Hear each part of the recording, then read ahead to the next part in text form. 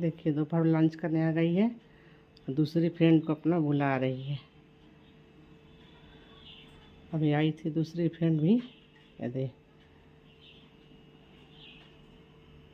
दूसरी को बुला रही, आवाज़ दे रही है। अभी आई नहीं, अभी आवाज़ दे रही है। नहीं देख रही, इधर देख रही है, नहीं आई है तो आवाज़ दे रही। देखिए आवाज़ दे के बुला रही, ताक रही, आई क्यों नहीं, आई क्यों नहीं, आई क्यों नहीं। अब देखिए बुला रही है, आओ आओ आओ।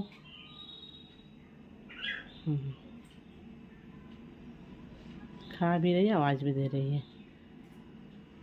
लगता है कि क्या करें क्या ना करें। डेली आती है दोपहर में, सुबह नाश्ता करने के समय आती है,